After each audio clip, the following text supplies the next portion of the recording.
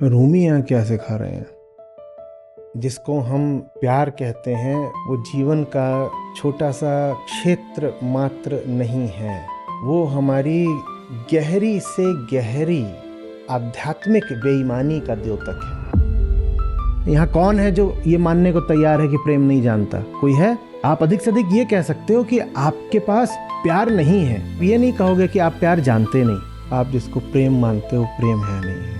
जिसको हम प्यार कहते हैं वो बस अहंकार का कवच है। छोटा से छोटा काम हमारी जिंदगी का किसके लिए है? प्रेम के लिए। हमारे लिए प्रेम वही है। पूरी जिंदगी प्यार में लगा दी और उसके बाद रूमी आके क्या बोल रहे हैं? बहुत अपमान सा लगता है।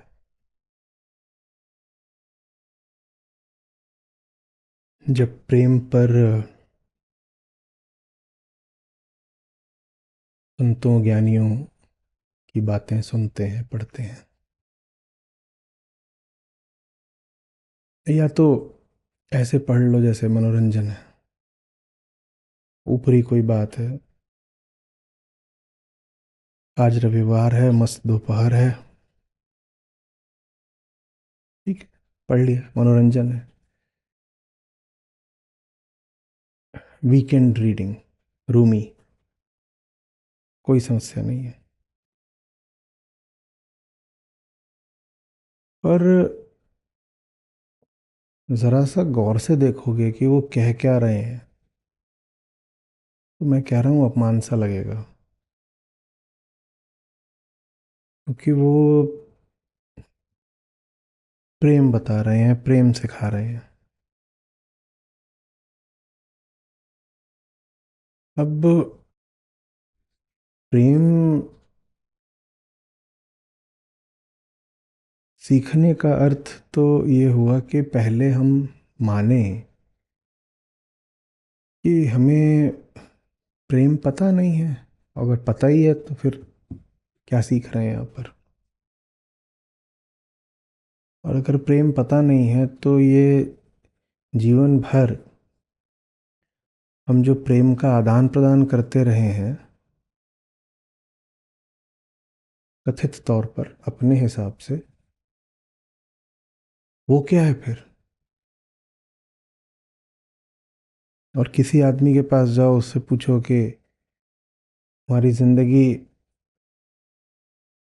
में कीमती चीज़ें क्या हैं, तो जो दो चार बातें बताएगा उसमें एक प्यार भी होगा। हम्म? अपनों का प्यार, दोस्तों का, परिवार का, देश का, धर्म का, पशुओं से प्यार। प्यार बड़ी बात है भाई। पूरी दुनिया प्यार पर चल रही है ना? प्यार बड़ी बात है।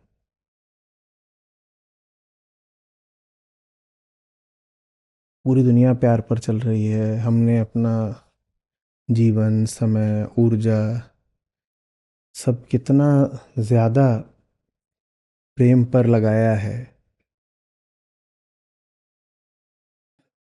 तो फिर रूमी यहाँ क्या सिखा रहे हैं?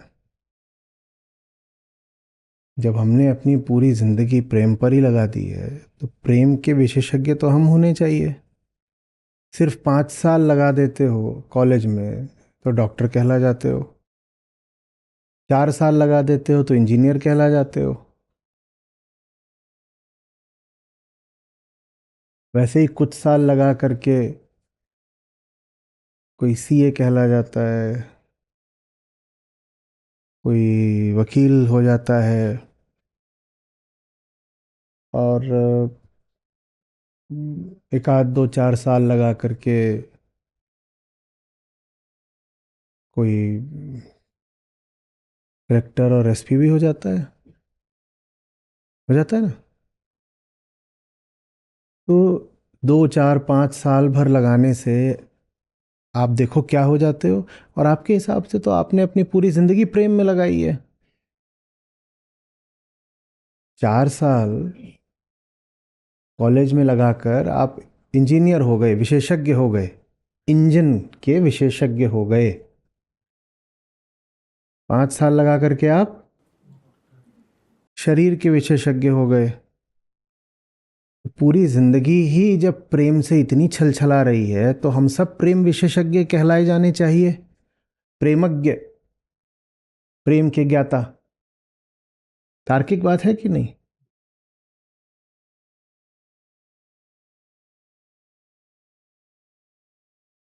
पूरी जिंदगी प्रेम में लगाई, और हमारे लिए क्या ज़रूरी है ये समझना है तो हमारी फिल्में देख लो, हमारा संगीत देख लो, कला साहित्य देख लो। अधिकांशतः सब किसके बारे में होता है? मैं लोक साहित्य की बात कर रहा हूं।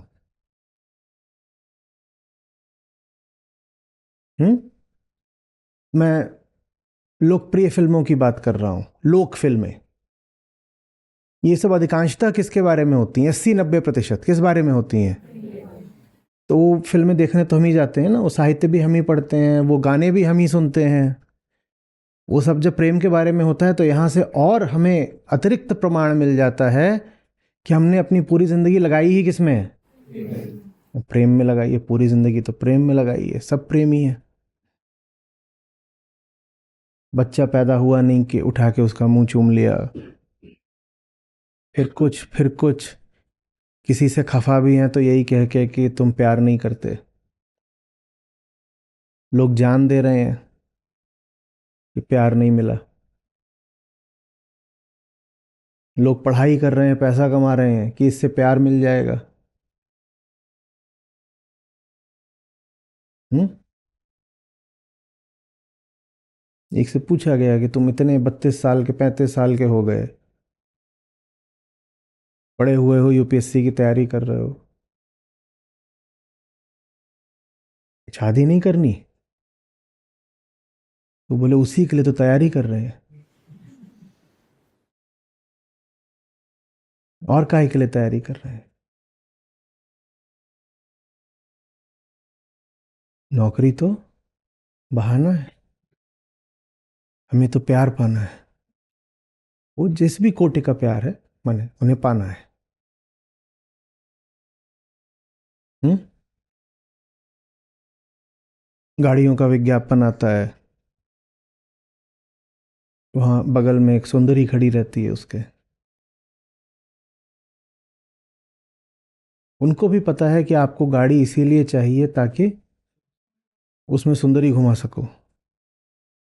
नहीं तो गाड़ी के साथ आप ऑटो एक्सपो कभी चले जाइएगा, यहाँ ग्रेटर नोएडा में भी लगता है। मजाल है कोई नया मॉडल आया हो और उसके बगल में मॉडल ना खड़ा हो। हम्म।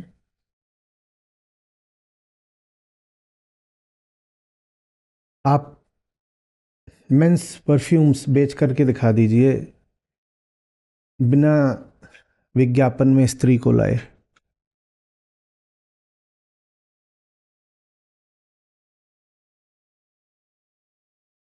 हो पाएगा? छोटा से छोटा काम हमारी जिंदगी का किसके लिए है? प्रेम के लिए। हमारे लिए प्रेम वही है, और क्या प्रेम होता है?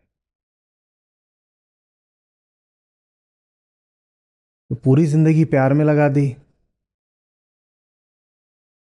और उसके बाद रूमी आके क्या बोल रहे हैं?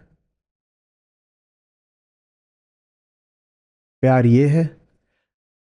तो मैंने कहा या तो इसको रविवार के मनोरंजन की तरह पढ़ लो, फिर तो ठीक है। पर अगर थोड़ी भी गंभीरता से देखोगे कि क्या कहा जा रहा है, तो पहली बात तो ये माननी पड़ेगी कि अगर ये प्यार है तो आज तक जो हमारे जीवन में रहा है वो क्या था फिर? नहीं, हमें नहीं पता वो क्या था फिर। इसको भी लगता था ये प्रेमी है। इसको मैंने बताया कि रूमी कुछ और प्यार बता रहे हैं तो इसकी शक्ल ऐसी हो गई। ये ऐसा थोड़ी लाए थे हम। इसकी शक्ल भी सामान्य साधारण थी, हमारे सबके जैसी, माने मेरे जैसी। अब जब से इसको पता चला है कि जीवन भर इसने जो करा वो तो प्रेम था ही नहीं, तो तब से ऐसा अटक गया ये। तो आपको भी ऐसी शक्ल करवानी हो रविवार की दोपहर, तो बताइए आगे बढ़े, नहीं तो ना बढ़े। बढ़े, ऐसे हो जाएंगे। वो क्या है फिर? क्योंकि ये तो पता नहीं क्या बोल रहे हैं, इन्हें कोई जवाबदेही तो होती नहीं कि कोई आके पूछे कि ये जो क्या लिखा है तर्क से समझाओ। ये तो अब मस्त कलंदर हो गए। कुछ भी बोलेंगे। सबसे पहले सांस से छुड़ाना जाको, आखिरी कदम बिन पांव के उठाना। ये क्या बोल रहे हो? सांस से छुड़ाना जान को, सांस नहीं रहेगी तो जान कैसी रहेगी? कोई और भी जान होती है क्या जो सांस पर आश्रित नहीं होती? पता नहीं क्या बोल रहे हैं, बाद में देखेंगे। फिर कह रहे हैं आखिरी कदम बिना पाँव के उठाना, माने कोई गति होती है क्या जो पाँव पर, शरीर पर आश्रित नहीं होती? कौन सी गति होती है? प्राण और पाँव, श्वास, सांस और पाँव, साझा क्या है दोनों में? दोनों शरीर हैं। तो ये तो कुछ और ही बता रहे हैं, न जाने किस दिशा ले जा रहे हैं। जाएंगे देखेंगे, पर पहले ये तो समझें कि हमें इनसे बात करनी ही क्यों है, क्यों करें इनसे बात? अगर प्रेमज्ञ हम ही हैं तो हमें लिखना चाहिए, रूमी को पढ़ना चाहिए। ऐसा ही तो होना चाहिए। यहां कौन है जो ये मानने को तैयार है कि प्रेम नहीं जानता? कोई है? कोई है? आप अधिक से अधिक ये कह सकते हो कि आपके पास प्यार नहीं है, दे दे प्यार, दे प्यार, दे प्यार, दे दे। आप ये तो कह सकते हो मेरे पास नहीं, पर आप ये नहीं कहोगे कि आप प्यार जानते नहीं। भिखारी कहता है दे दे रोटी दे, इसका आशय ये नहीं है कि वो रोटी जानता नहीं। आप उसको रोटी की जगह कंकड़ दे दोगे तो वो मान नहीं जाएगा कि ये रोटी है, रोटी जानता है वो। तो आप भी अधिक से अधिक शिकायत यही करते हो कि जीवन में प्यार की कमी है, पर यह दावा तो पूरा रहता है कि हम जानते हैं कि प्यार क्या है। अगर हम जानते ही हैं प्यार क्या है तो अरे लिखिए अपना अपना कलाम, हम रूमी को पढ़ाते हैं। जब आप ही विशेषज्ञ हैं तो आप लिखोगे ना। डॉक्टर साहब बैठे हुए हैं, विशेषज्ञ हैं, तो पर्चा लिखते हैं। जब पर्चा लिखते हैं सब मरीज पढ़ते हैं। तो आप भी विशेषज्ञ हो, आप भी पर्चा लिखो, रूमी को पढ़ना चाहिए। एक बार आपने घोषित कर दिया कि आप विशेषज्ञ हैं तो लिखने का हक किसको मिलता है? विशेषज्ञ को। विशेषज्ञ तो हम ही हैं, आप लिखिए फिर। मैंने इससे भी लिखवाया था पहले, तू लिख। मस्त इसने लिखा था अपनी वाली के लिए, उसको ढूंढ रहे हैं, वो भी आएगी।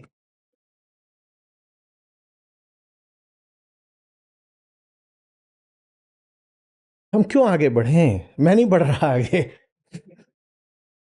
बेईमानी पसंद ही नहीं मुझको। जब प्रेमी हम ही हैं तो हम रूमी को क्यों पढ़ें?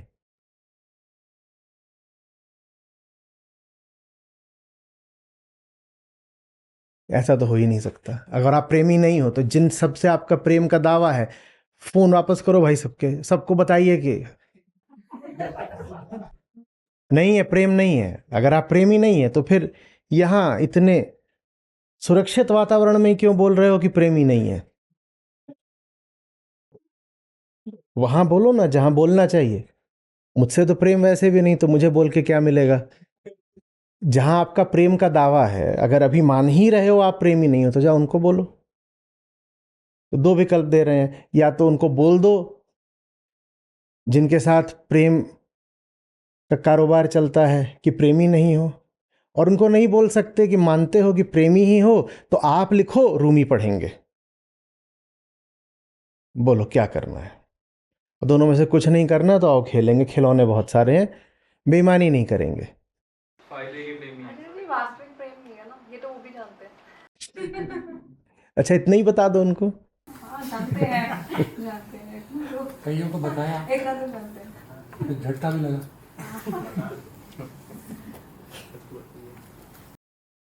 वो सब क्या है जो प्यार के नाम पर चल रहा है और जिस पर जिंदगी निछावर कर दी आज तक? वो सब क्या है? फोन दूं? लिखोगे? बोलो। लिखोगे? अरे, अनजाने लोगों को तो जाके ट्विटर पे लिख नहीं पाते, जाने लोगों को कैसे लिखोगे? हम्म।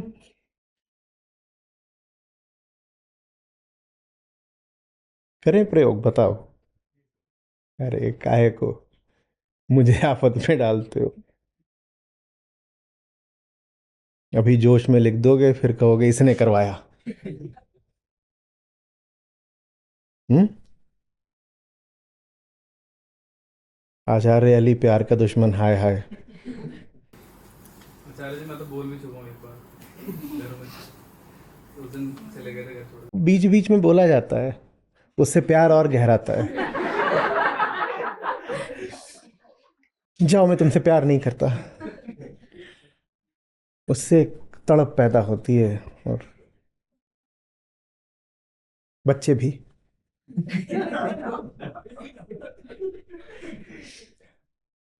दुनिया की 95% आबादी तो रूठने की पैदाइश है।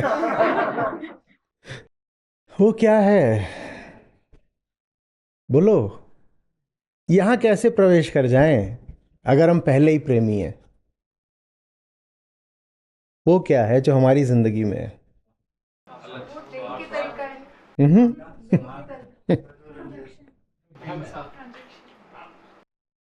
पहले होते हैं ना प्रेम के।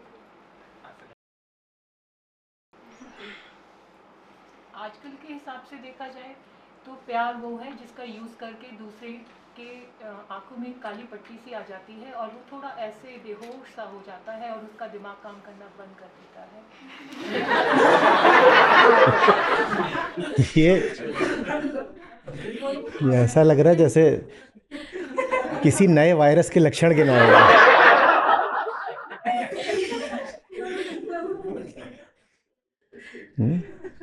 खतरनाक सिम्टम्स। जबान पर स्वाद आना बंद हो जाता है, नाक में गंध आनी बंद हो जाती है, आंख को दिखाई देना बंद हो जाता है, रातों में नींद नहीं आती, तापमान 2 डिग्री अधिक रहता है। बाजार में चीजें आसानी से बिक जाती हैं। तो मतलब फिर हमें कहना चाहिए वो चीजें नहीं है, वो दवाएं हैं। तो मजा आ गया। जिसको हम चीज समझकर खरीदते हैं वो वास्तव में दवा होती है एक तरह की। उस स्थिति की जिसके ये सब लक्षण थे। तन मन उत्तेजित रहते हैं, आंखों से बीच बीच में पानी टपकता है। बुखार में कई बार होता है आंखें। हर अपराध की शुरुआत भी एक प्यार से ही होती है। अगर किडनैपिंग मतलब हर चीज एक प्यार से ही होती है। तो अभी बीमारी बोल रही थी, अब कह रही थी मूल अपराध है प्यार। फोन लाओ भाई, बोलो मैंने तुमसे प्यार नहीं अपराध किया है, मैं तुम्हारा प्यार नहीं गुनहगार हूं। काश जो फिल्में हैं ये प्यार के ऊपर कम और नफरत के ऊपर ज्यादा बनी होती तो लोग फिल्म शायद क्या, इतने फिल्म अच्छे तो ना हम और आप बनाते हैं। फिल्म आसमान से थोड़ी टपकती है, बनाने वाले भी हम ही हैं और देखने वाले भी हम ही हैं। फिल्म तो हम ही ने बनाई है, हम ही फिल्म है। जिंदगी पूरी फिल्म ही नहीं है हमारी। झूठा आत्मविश्वास आचार्य जी की मैं खुद इलाज कर लूंगा। हम्म। झूठा आत्मविश्वास की मैं खुद इलाज कर लूंगा। खुद इलाज कर लूंगा? किस बीमारी का? बीमारी थोड़ी है, प्यार है। हमारा प्यार शरीर समाज और संयोग से आ रहा है। गहरी बीमारी का झूठा इलाज। आजकल के हिसाब से कोई मेरे कमरे में जाके साखी ग्रंथ उठा लाओ। से प्यार तो कहते हैं प्यार की कौन है यहाँ बातें पर? करें। कोई भी नहीं है। निर्मल, साखी ग्रंथ उठा लो।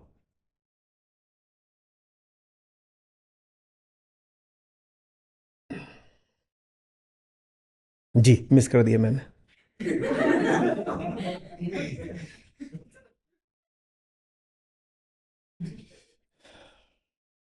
जो भी बात अगर कोई प्यार की दो बातें कहकर शुरू करता है इसका मतलब पक्का कुछ गड़बड़ है। काश नफ़रत से शुरू की जाए, काश मतलब अच्छे से वेलकम ना किया जाए, पहले ही शुरुआत ही ऐसे कर दी जाए कि मैं इसलिए आया हूँ, या जो भी बातें हैं। अच्छा, हम जैसे कहते हैं कि हम प्यार जानते हैं और हमें पता चला कि शायद हम नहीं जानते हैं, तो समस्या ये है कि एक विशिष्ट विषय है, एक पर्टिकुलर टॉपिक है प्यार, हम उसको नहीं जानते हैं, या समस्या ये है कि हम कुछ भी नहीं जानते हैं? तो फिर ये सब भी हम कैसे जानते हैं जब इतने आत्मविश्वास से बोल रहे हैं? ये भी हम कैसे जानते हैं? जैसे आप जो बातें कह रही हैं, आप काफी भरोसे से कह रही हैं, अच्छा ठीक है, बढ़िया है, पर इसी भरोसे से तो एक दिन या लगातार प्यार भी चलता है ना, वो सब हम कैसे जानते हैं? परिवार समाज सहयोग सिखाता है उसको।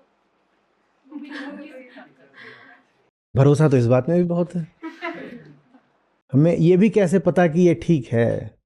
हमें तो प्रेम भी ठीक ही लगा था और लगता भी है, जो हमारी परिभाषा होती है उस परिभाषा वाला प्यार, वो भी हमें ठीक ही लगा, पूरा भरोसा था, और अभी भी स्वर में भरोसा पूरा है। हमें कैसे पता कि अभी भी हम उतनी ही गफलत में नहीं हैं? अभी आपने होश दिलाया है ना हम सबको, अब ये भी कैसे पता? ये भी कैसे पता? मेरे को तो खुद से अनुभव है अपने। ये थोड़ा ठीक लगा, दुख, ये थोड़ा ठीक लगा, ये थोड़ा ठीक लगा। तो गौतम बुद्ध ने 4 बोले, पहला क्या बोला? जीवन दुख है, ये पहला सिद्धांत है। उससे पहले जो शून्य सिद्धांत है उन्होंने बताया ही नहीं था, क्योंकि उसको वो अनुभव करके आ रहे थे। अभी हमने कहा कि प्रेम झूठा है, इसका प्रमाण मिल जाता है दुख में। उनको जो संवेदनशील होते हैं, बाकी लोग तो दुख को ही सुख बोलने शुरू कर दें, दुख को कर्तव्य बोल दें, कुछ और बोल दें, दुख पर मसाला बढ़िया चढ़ा दो, जैसे सड़ी हुई सब्जी में भी मसाले का बढ़िया तड़का मार दो तो उतना नहीं पता चलता।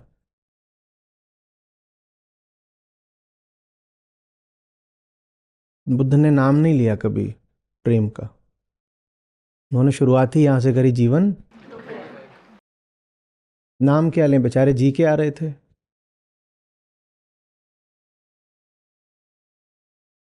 जी के आ रहे थे, जीवन दुख है, तो उसके पीछे बड़ा कारण यही है कि आप जिसको प्रेम मानते हो प्रेम है नहीं। वो क्या है उसकी बात गौतम बुद्ध आगे कर देते हैं। क्या बोलते हैं? कामना दुख का मूल है।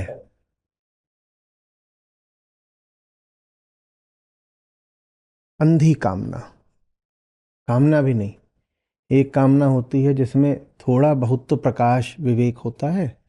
हम जिसको प्रेम बोलते हैं वो जितना तीव्र होता है, जितना ज्यादा तिलिस्मी होता है, जितना वो जादू बनकर छाता है, जान लो उतना विवेक शून्य होता है। माने प्रेम हमारा अगर हल्का फुल्का है तो फिर भी संभावना है कि उसमें थोड़ा बहुत विवेक होगा, पर जब प्रेम जिंदगी बन जाता है,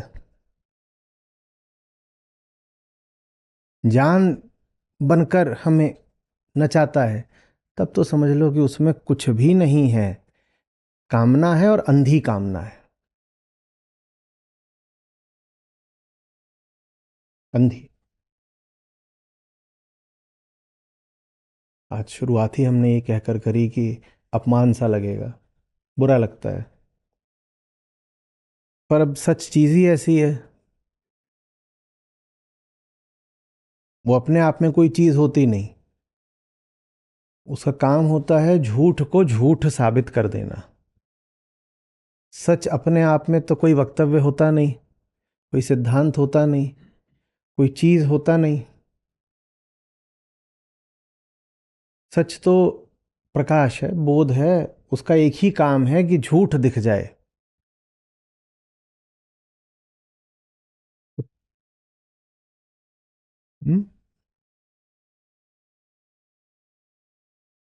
जंगल बेहतर होता है,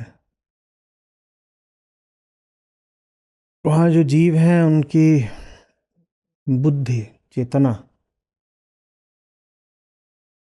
थोड़ा कम होती है, और जंगल से भी बेहतर होते हैं कुर्सी, मेज और प्रयोगशाला के रसायन, माने जड़ पदार्थ। जंगल बेहतर क्यों होता है? वहां कोई प्रेम को लेके बड़े सिद्धांत नहीं बनाता, कोई कविताएं नहीं करता, कोई वादा नहीं करता 7 जन्मों का, कोई नहीं कहता कि ये हमारे संबंध बड़े पवित्र हैं।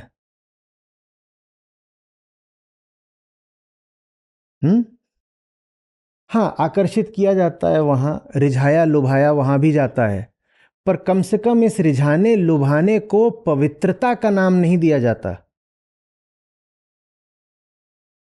ठीक, मोर मोरनी को रिझा रहा है, क्या करके?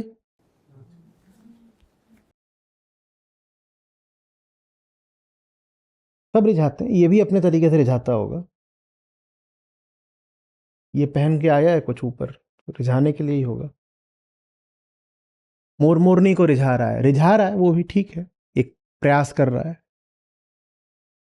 पर वो ये नहीं कह रहा कि मैं जो कर रहा हूं वो दिव्य है, सीक्रेट है। और कुछ दिनों के लिए 2 पशुओं ने जोड़ा बना लिया तो वो ये नहीं कहेंगे कि ये हमारा पवित्र बंधन है।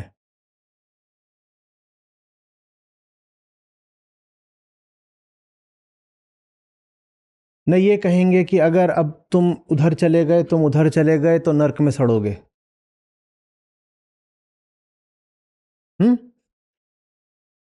तो हमसे ज्यादा ईमानदार होता है जंगल, और जंगल से भी ज्यादा ईमानदार हम कह सकते हैं कि जड़ पदार्थ होते हैं, क्योंकि वहां तो रिझाया लुभाया भी नहीं जाता। वहां तो जो होना होता है बस हो रहा है, किसी को पहल भी नहीं करनी पड़ रही है। ऐसा थोड़ी है कि लोहा है और चुंबक है, और चुंबक कह रहा है कि क्या हम पास आ सकते हैं? कुछ भी नहीं। लोहा है, चुंबक है, वो पास आ ही जाएंगे, उन्हें आपस में कोई बातचीत भी नहीं करनी है। सोडियम को पानी में डाल दिया तो पानी ये थोड़ी कहेगा कि पहले परमिशन लेनी चाहिए थी, कहेगा आ जाओ, फटते हैं, अब मस्त फटेंगे दोनों।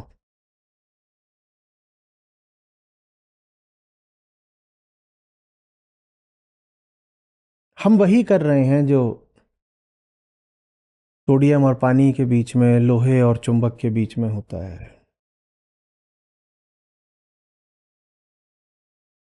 लेकिन ये विचित्र सी बात है कि जैसे जैसे चेतना बढ़ती जाती है वैसे वैसे बेईमानी बढ़ती जाती है। पता नहीं कितने तरह के विकार आ जाते हैं। ये केमिकल्स में भी होता है। हाँ, मान लीजिए एक्स का सल्फेट है, ठीक है, एक्स का सल्फेट है X2SO4, और Y आ जाता है, और Y और SO4 की ज्यादा, जो सल्फेट आए ना, दोनों की ज्यादा गहरी एफिनिटी है, X चुपचाप हट जाएगा, X चुपचाप हट जाएगा। X मान लो हाइड्रोजन था, X चुपचाप हट जाएगा और लिबरेट हो जाएगा, हाइड्रोजन निकल गई, वो अपना रास्ता नाप लेगा। और Y मान लो कुछ और था, पोटेशियम था, तो पोटेशियम सल्फेट बन जाएगा, इन दोनों की जोड़ी जम गई। वहां ये नहीं होगा कि X ने आके आत्महत्या कर ली या FIR कर दी कि मेरी जोड़ी तो तोड़ दी इस Y ने आकर के। ये सब कुछ जो हमारी जिंदगी में हो रहा है बिल्कुल वही है जो रसायनों में होता है, माने प्रकृति में होता है विशुद्ध। पर यही घटना जब जानवरों में घटती है, जानवर जो रसायनों से थोड़े ज्यादा बेईमान हैं, अभी मनुष्यों पे तो अभी आई नहीं, तो X और Y में क्या होगा? अब मारपीट होगी। X और Y में ऐसे नहीं होगा इतनी आसानी से कि वो अपनी सल्फेट को छोड़ देगा।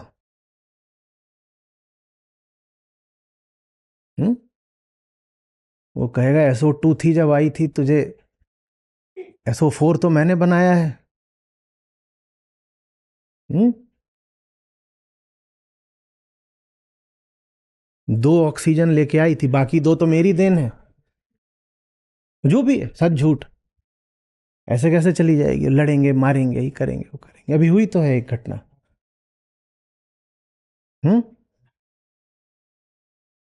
कि नया कोई आ गया तो पुराने वाले को मार ही दिया।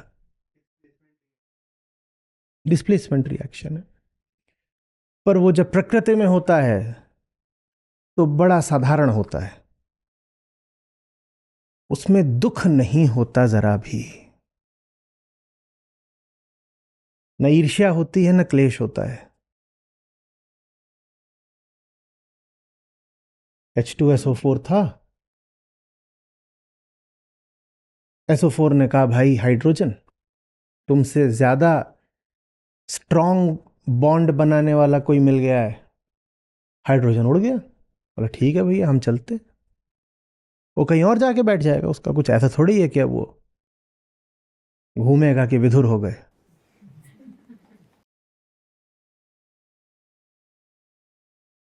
जानवरों में लड़ाई झगड़ा होगा, मार तक देते हैं सब जानवर। मछलियों से लेकर के जमीन पे चलने वाले शेर, चीते और पेड़ पे रहने वाले बंदर, इन सब में ये देखा गया है कि मारपीट भी हो जाती है जबरदस्त, और कई बार हत्या भी कर देते हैं। ये सब होता है।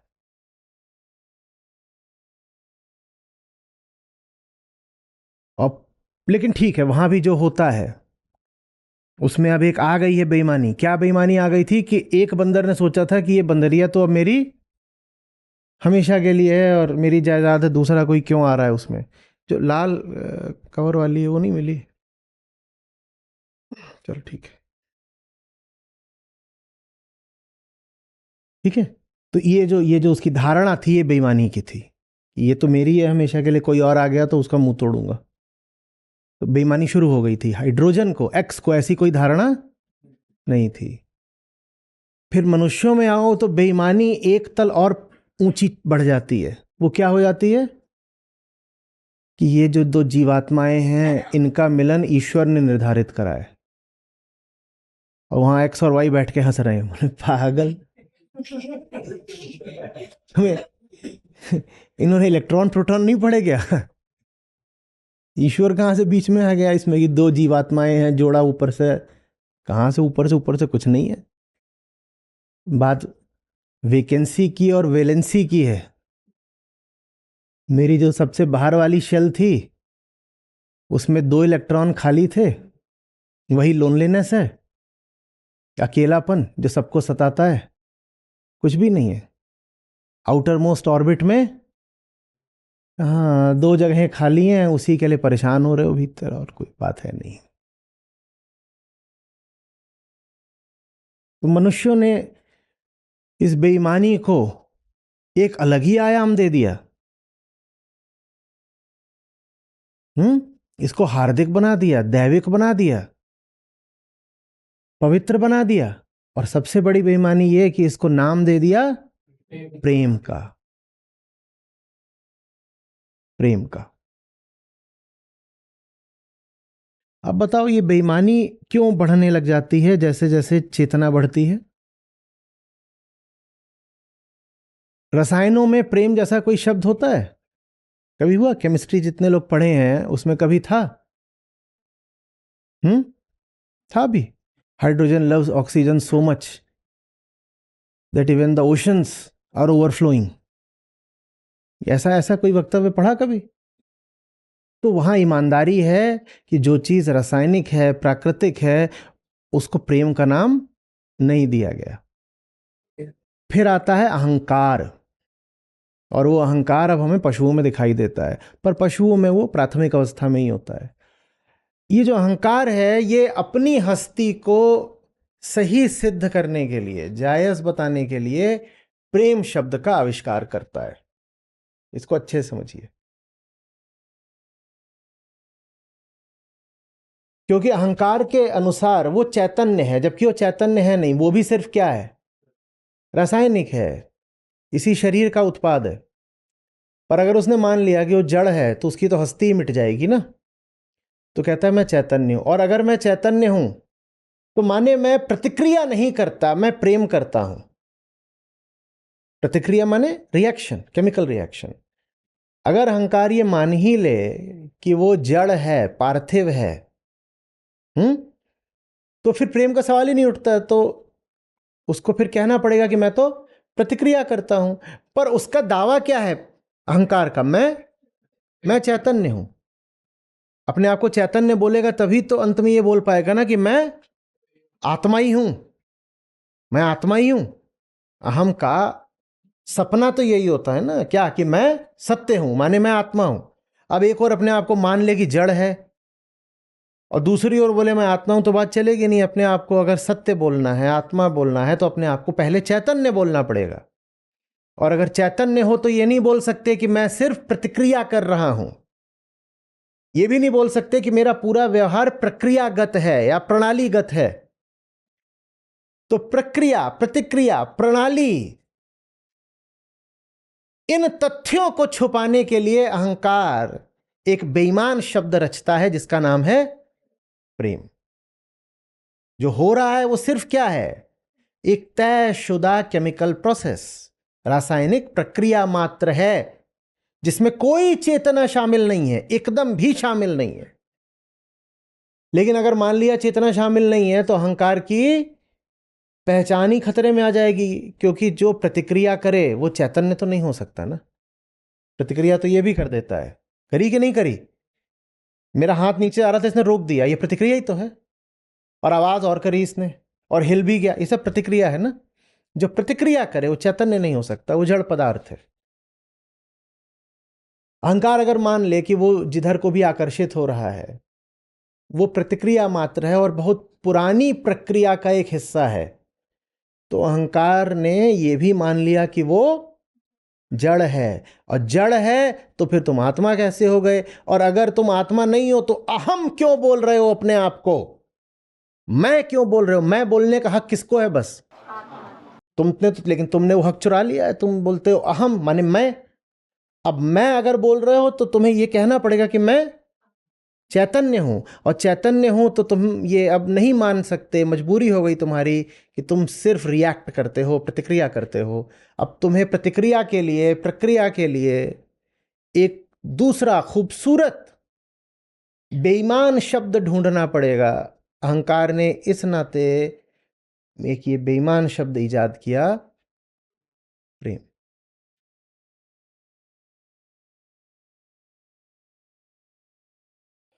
अहम मुर्दा होता है।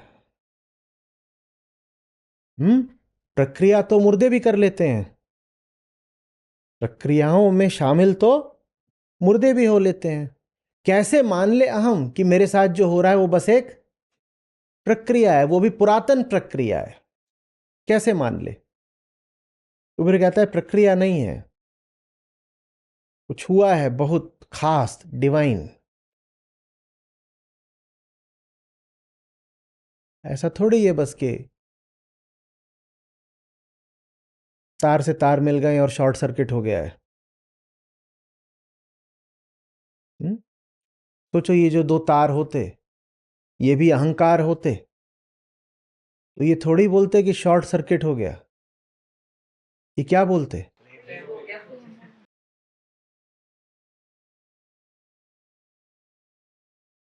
भाई हमारी दिव्य ऊर्जाओं के सम्मिलन का विस्फोट था।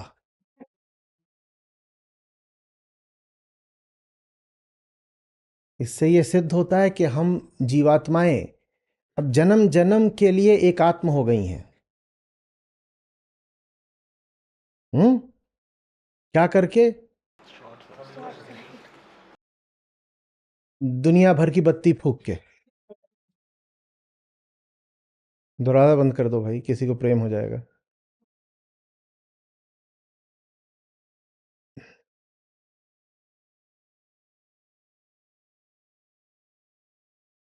क्यों बोला मैंने?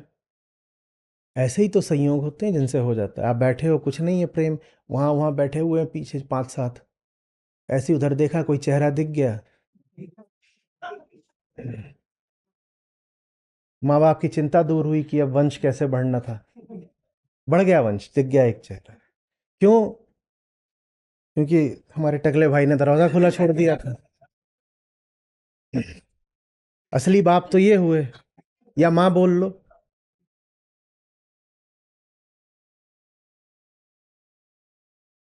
और कैसे होता है? ऐसे ही तो होता है। एक खिड़की खुली छूट गई थी, उसमें से ऐसे झांका, हो गया।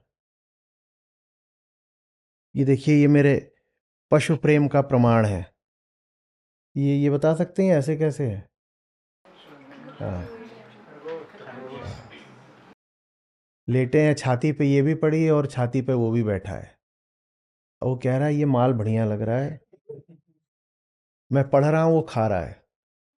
अद्भुत समन्वय। सोचो, ऐसे खुली हुई है और इसमें जो कुछ सूक्ष्म है वो मुझ में जा रहा है, और जो स्थूल है वो उसमें जा रहा है। हम्म?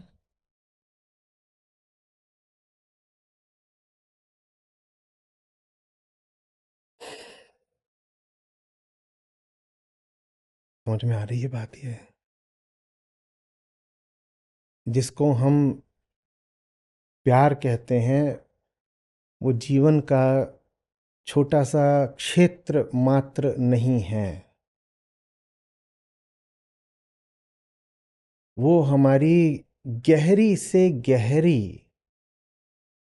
आध्यात्मिक बेईमानी का द्योतक है।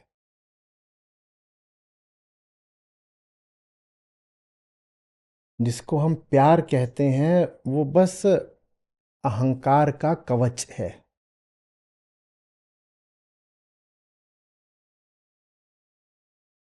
उसको प्रेम कहना जरूरी है ताकि छुप जाए ये सच्चाई कि हम सिर्फ प्रतिक्रियाओं में जीते हैं। अरे ये बात समझ में?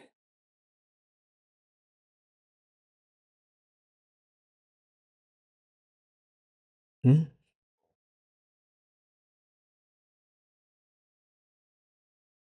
ये सारी जो आपको समझ में आ रही है बात, सब उड़नछू हो जाएगी जब सामने आप किसी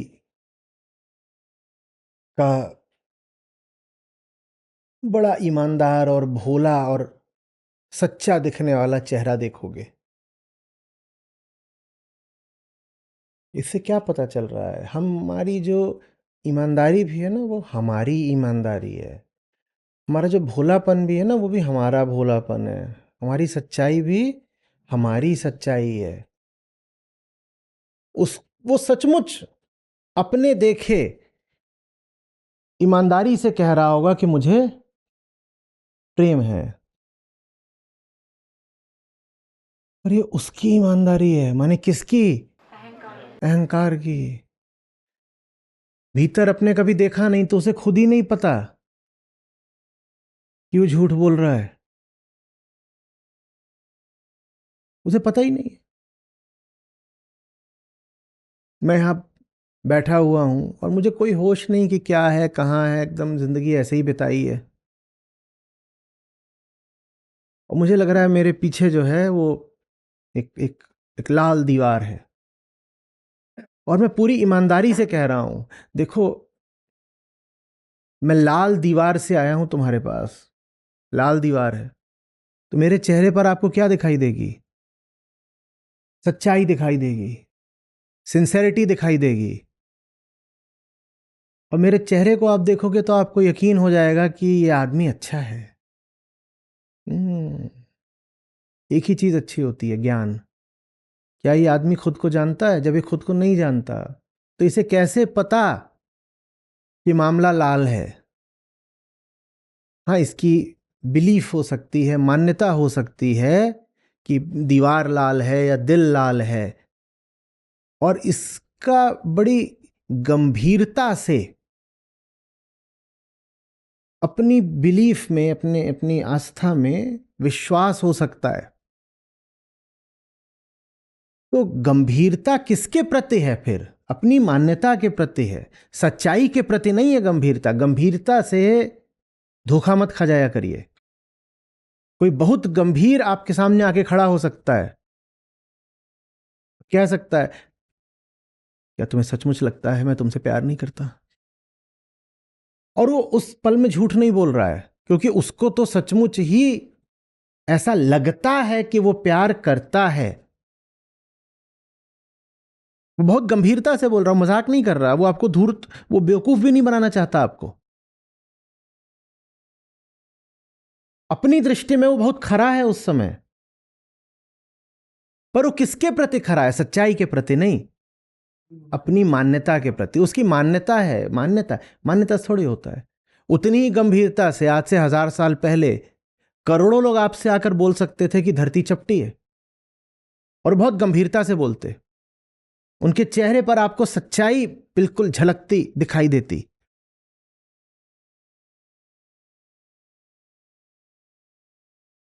मैं दिल पर हाथ रखकर कहता हूं, पृथ्वी चपटी है। और आप कहते थे कपट नहीं है, मासूम है। 2 कौड़ी की नहीं होती मासूमियत, 2 कौड़ी की नहीं होती निष्कपटता। मूल्य मात्र बोध का होता है। बोध के अभाव में आप किसी भी बात के प्रति बहुत गंभीर हो सकते हो। आपकी गंभीरता से क्या करना है? पर लोक संस्कृति हमें प्रशिक्षण दे दिया है कि किसी का गंभीर चेहरा देखो तो स्वतः ही मान लो कि सच्चा है। नहीं नहीं नहीं नहीं नहीं नहीं नहीं, कोई बहुत गंभीर हो सकता है। अधिकांश लोग बहुत गंभीर होते हैं, पर सच्चाई के प्रति थोड़ी गंभीर है वो।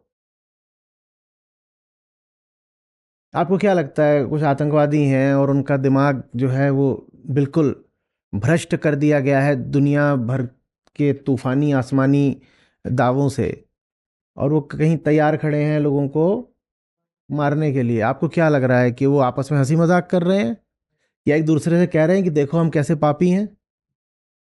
हाँ, या ये कह रहे हैं कि देखा सबको हमने कैसे बेवकूफ बनाया? ऐसे कह रहे हैं क्या? उनके चेहरों पर तो बड़ी गहरी गंभीरता होगी। तो हम कह रहे हैं गंभीरता 2 कौड़ी के महत्व की नहीं होती।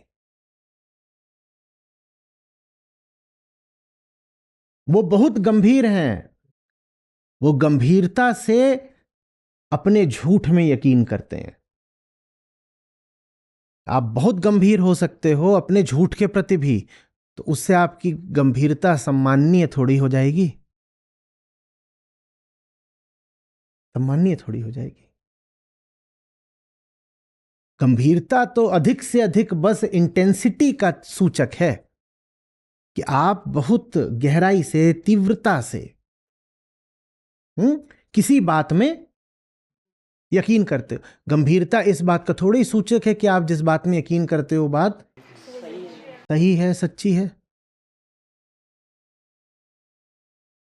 अब याद करिए वो सब चेहरे जिन्होंने आपको बहुत गंभीरता से कुछ बातें बोली हैं।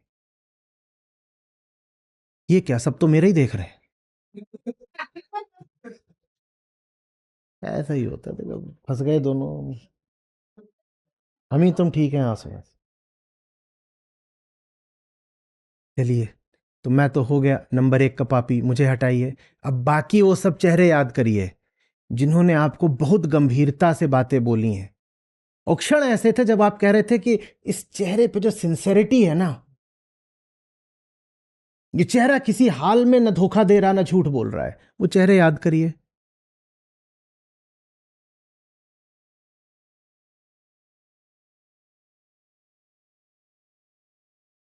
ये होता है अध्यात्म का अभाव। फंस गए झुन्नूलाल?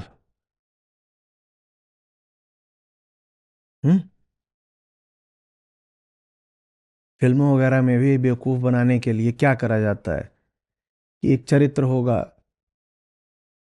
ताऊ टाइप का, और वो बहुत गंभीर चेहरा बना करके कोई बहुत सड़ी बात बोलेगा, और आप कहोगे इतने गंभीर चेहरे से ये बात आ रही है तो जरूर महत्व की होगी, सच्ची बात होगी। बहुत गंभीर चेहरे से भी बहुत कूड़े जैसी बात बोली जाती है।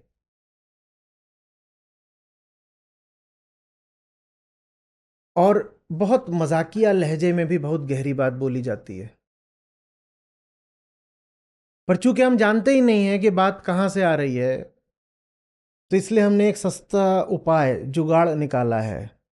हम कहते हैं कि अगर कोई मजाकिया तरीके से बोल रहा है, हल्के फुल्के अंदाज में जी रहा है, तो ज़रूर इसमें सच्चाई कम है। और अगर कोई बिल्कुल ऐसा नज़र आ रहा है और ऐसे करके बोल रहा है और ये वाली मुद्रा है, तो ज़रूर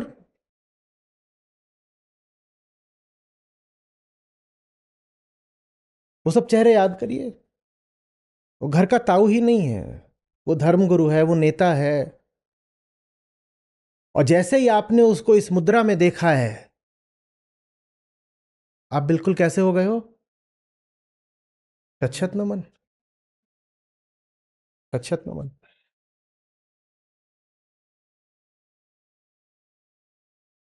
तो ऐसे होता है कि जैसे मैं बात कर रहा हूं तो हंस रहे हैं, हंस रहे हैं, हंस रहे हैं, हाँ ऐसे वैसे, और फिर अचानक अब माहौल बदलेगा और मैं कहूंगा अरे हंस रहा था अपना आराम से, जैसे सहज चेहरा होता है किसी का, फिर ऐसे देखो बेटा एक बात और थी, अब मैं ऐसे कर लूंगा, एक बात और थी जो मैं, अब ऐसा लग रहा है बिल्कुल माने उपनिषद ही बरस रहा है, महावाक्य है, ऋषि उच्चारित कर रहे हैं।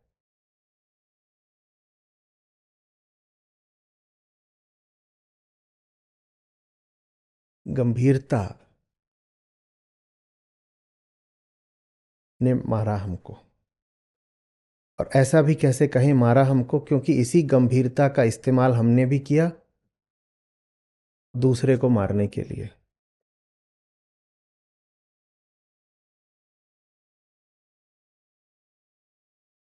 अहंकार गंभीर तो होगा ही भाई, उसकी जान लगी है दांव पर, तो वो तो आएगा ही बड़ी गंभीरता के साथ दावे करने के लिए। सच होगा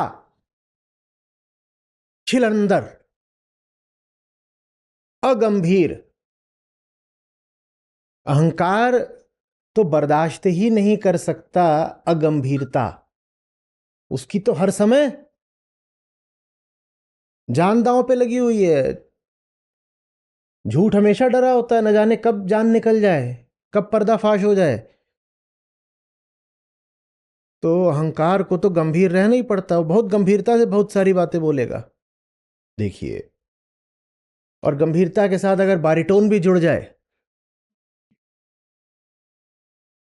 पुरुष जब बोलते हैं तो दिखाना है कि ये बिल्कुल अब ऊपर से आ रहा है, डिवाइन रेवलेशन होने जा रहा है, तो यहां से आवाज निकलती है फिर। और महिलाओं को जब दिखाई बताना होता है कि उनका भी हो रहा है अब शक्ति उतरी है, तो यहां से ये। और दोनों ही स्थितियों में हम मान लेते हैं कि अब जो कहा जा रहा है वो सच है, क्योंकि इसके साथ कहा जा रहा है या इसके साथ कहा जा रहा है। फिर तो सबसे सच्ची चीज एआई होनी चाहिए। आप बताइए कैसी आवाज चाहिए, अभी मिलेगी। मालूम है ना, बॉट्स आ गए और रोते भी हैं, स्पेशल फीचर रहता है, कईयों को बहुत पसंद होता है। मैंने जो घर में रखा है घरेलू काम के लिए, वो रोया करे दिन में 1-2 बार, उससे मुझे लगता है मेरी जिंदगी ठीक है। तो रोते भी हैं, और ये भी नहीं कि आप बटन दबाओगे तो वो रोएंगे। एआई बड़ी जबरदस्त है, उसको अच्छे से पता है कि कब इसको रुला दें तो मालिक मस्त हो जाएगा।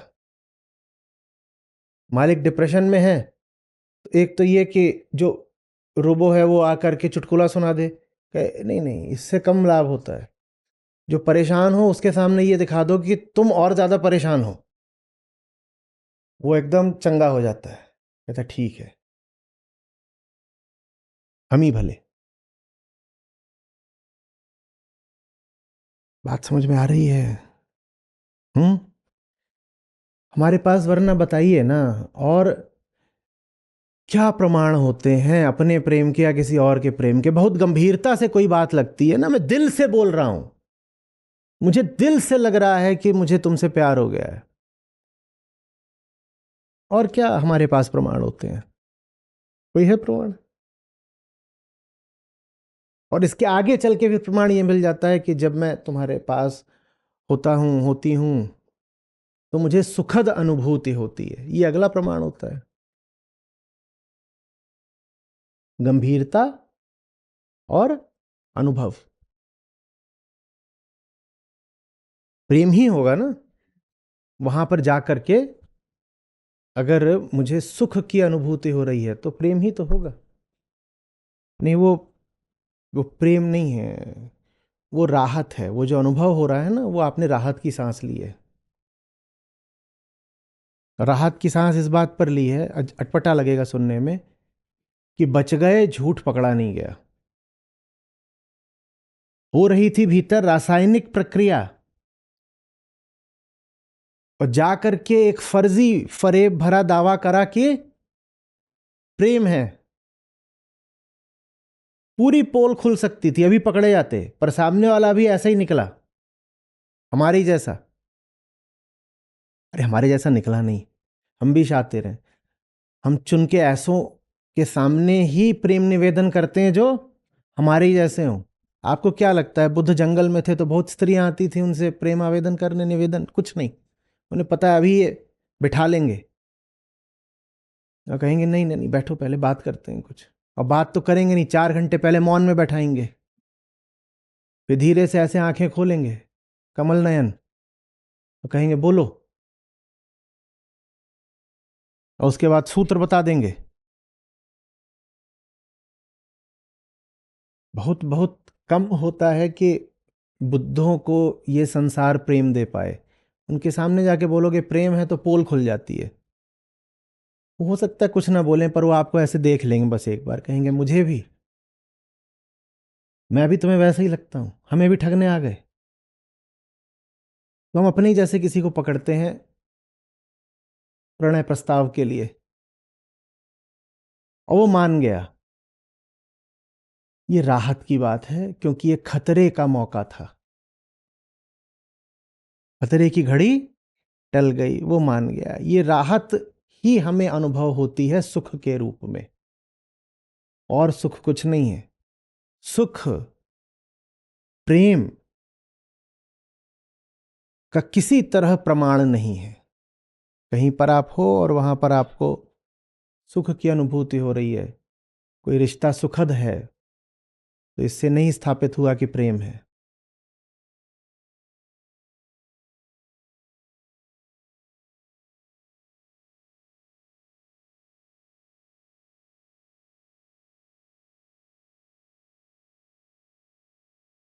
अरे ये बात ही है।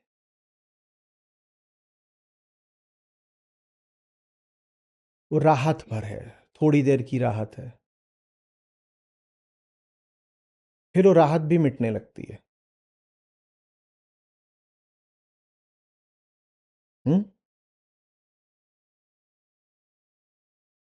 क्योंकि रिश्ता आप किसी से बनाओ, उद्देश्य तो यही रहता है कि प्रमाणित हो जाए कि आत्मा हो आप।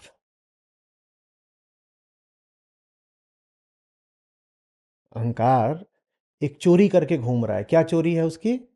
उसने नाम चुराया है। नाम चुरा, आपने एक बड़ा अपराध कर दिया हो बिल्कुल आरंभ में ही अपने जीवन के, तो आप जीवन भर क्या करोगे? जीवन भर क्या करोगे? एक ही उद्देश्य रहेगा आपका, बड़े से बड़ा। और आपने महा अपराध करा है, छोटा मोटा अपराध नहीं करा है। मृत्युदंड लायक अपराध करा है आपने, बिल्कुल एकदम आरंभ में। तो अब आप जीवन भर क्या करोगे बोलो? निर्दोष साबित क्या होना है पागल? अभी किसी ने दोष लगाया ही नहीं, अभी दोष किसी ने लगाया ही नहीं। हाँ, किसी तरीके से वो अपराध ढका रहे, अपराध ढका रहे। आप जो भी करोगे उसका एक ही उद्देश्य होगा, अपराध ढका रहे।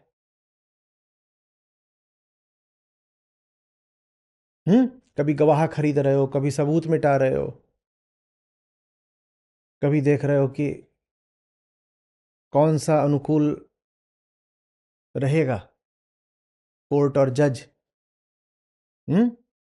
और कौन सबसे शातिर किस्म का वकील है, जरा उसका हिसाब किताब पता करके रखें। यही तो करोगे उम्र भर, और क्या करोगे?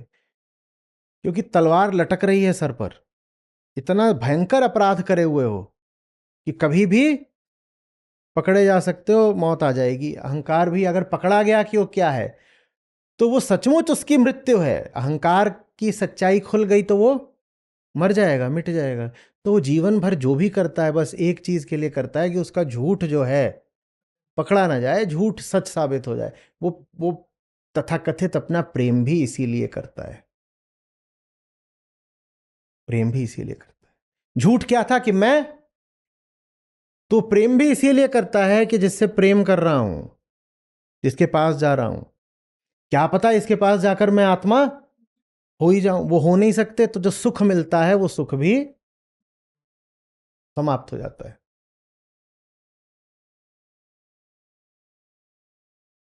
किसी के पास भी चले जाओ, जो गुनाह करा हुआ है वो लेके ही जा रहे हो। आपने सामने वाले को चुना भी इसीलिए है कि वो आपके गुनाह में शामिल हो जाए। सामने वाला भी आपको इसीलिए चुन रहा है कि आप भी उसके गुनाह में शामिल हो जाओ। जब ये दो चोर जो हैं, मौसेरे भाई, ये इकट्ठे आ रहे हैं, तो ये एक दूसरे के गुनाह साफ कर देंगे या और घने कर देंगे?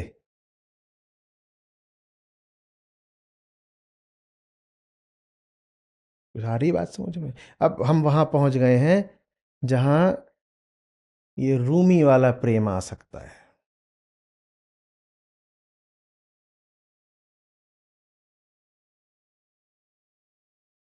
रूमी वाला प्रेम कहता है, हाँ ठीक है, प्रतिक्रिया ही है, हम्म, पर तुमने तो अब अपने आप को एक एक चैतन्य इकाई के रूप में खड़ा कर ही लिया है। क्या करोगे? इंसान पैदा हो गए हो तो झूठ भी पैदा हो ही गया है। कौन सा झूठ? अहंकार, वो पैदा हो ही गया है। और अहंकार अब ये दावा करेगा ही करेगा कि प्रतिक्रिया नहीं हो रही है, मैं कर रहा हूं, मैं कर रहा हूं। तुम मजबूर हो। अहंकार ये दावा करेगा ही कि कोई स्वतंत्र प्राकृतिक प्रक्रिया नहीं चल रही है, जो हो रहा है मैं कर रहा हूं। तो तुम कर रहे हो तो तुम जा करके कहोगे कि मैं अब चुन रहा हूं, मैं प्रेम कर रहा हूं। ठीक है, तो क्यों ना फिर ऐसे से रिश्ता बना लो जो सचमुच तुम्हारे गुनाह धो ही दे।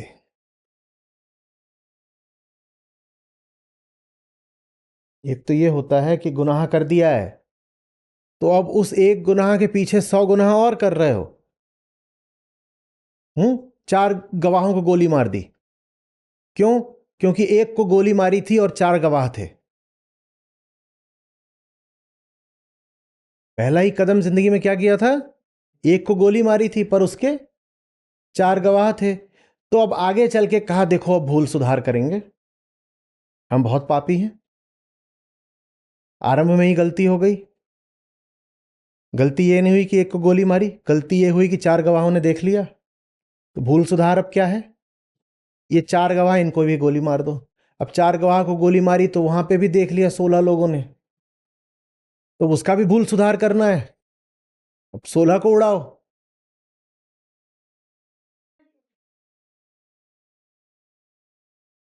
सारी बात समझ में। तो एक तो ये तरीका है, और दूसरा तरीका ये है, ज्ञानियों ने कहा कि जब किसी दूसरे के पास जाते ही हैं प्रेम में, तो क्या कोई ऐसा भी हो सकता है, उन्होंने सवाल पूछा, क्या कोई ऐसा भी हो सकता है जो सचमुच मेरे मूल गुनाह को ही मिटा दे? क्यों मैं किसी के पास इसलिए जाऊं कि सबूत छुपाना है और घूस देनी है और एक दूसरे को निर्दोष कहते रहना है बिना दोष मिटाए? क्यों किसी ऐसे के पास जाऊं? उनको नहीं पता था कि कोई ऐसा है कि नहीं, पर उन्होंने पूछा कि प्रेम माने यदि संबंध ही है, तो क्या कोई संबंध ऐसा हो सकता है जो संबंध बनाने वाले को ही मिटा दे? क्योंकि अहंकार का मूल गुनाह क्या है? वो है, अहंकार का पाप क्या है? वो है, यही उसका पाप है। बोले क्या किसी से रिश्ता बना सकते हैं जो हमें मिटा ही दे? हमें मिटा ही दे।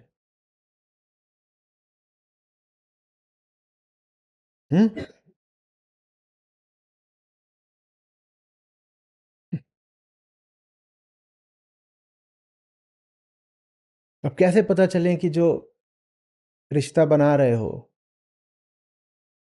वो मिटाने के लिए है या बस गंभीर हुए जा रहे हो?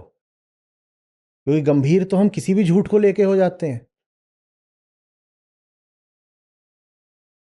आप अच्छा अभी कोई झूठ लिखिएगा अपनी अपनी कॉपी में, उसको 100 बार बोलिए, 101वीं बार बड़ी गंभीरता से बोलेंगे, आपको ही भरोसा हो जाएगा कि आप सच बोल रहे हैं। आपको ही भरोसा हो जाएगा। गंभीर तो हम किसी भी बात को लेके हो जाते हैं। बात गंभीरता की नहीं है। किसी से बन सकता है ऐसा रिश्ता?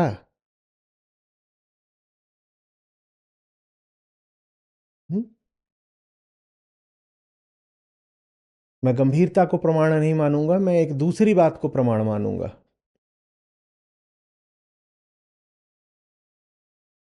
उस रिश्ते में मेरी प्रतिक्रियात्मकता बढ़ रही है या कम हो रही है?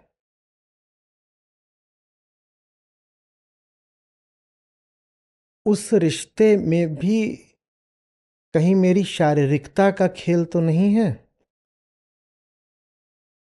ये प्रमाण होगा। जब मूल गुनाह ही यही है कि हमारे संबंध सब शारीरिक होते हैं या वैचारिक होते हैं या भावनात्मक होते हैं, और विचार और भावना भी शरीर मात्र होते हैं, तो माने ले देकर हमारे सारे रिश्ते शारीरिक होते हैं। जब गुनाह ही यही है तो फिर मुझे उस गुनाह को पकड़ना भी यही देख करके होगा कि कहीं मेरे रिश्ते में भी शारीरिकता तो नहीं है।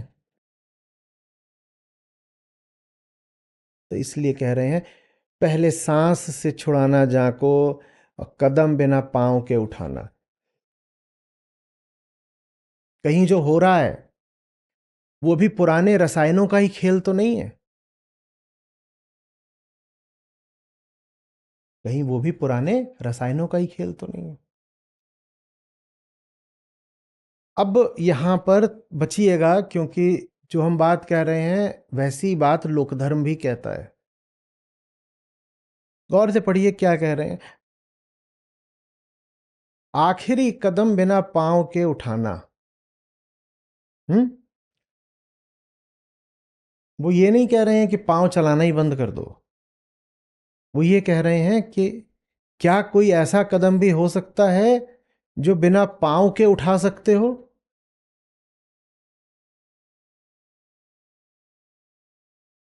प्रेम में शारीरिकता को पकड़ लेना माने उसमें जो प्रकृतिगत बात है वो आपने पकड़ ली, लेकिन इसका अर्थ ये नहीं है कि शरीर को रोक देना है। बस शरीर की क्रियाओं प्रक्रियाओं को प्रेम का नाम नहीं देना है। वो है तो है, वो प्रेम नहीं है, ठीक है।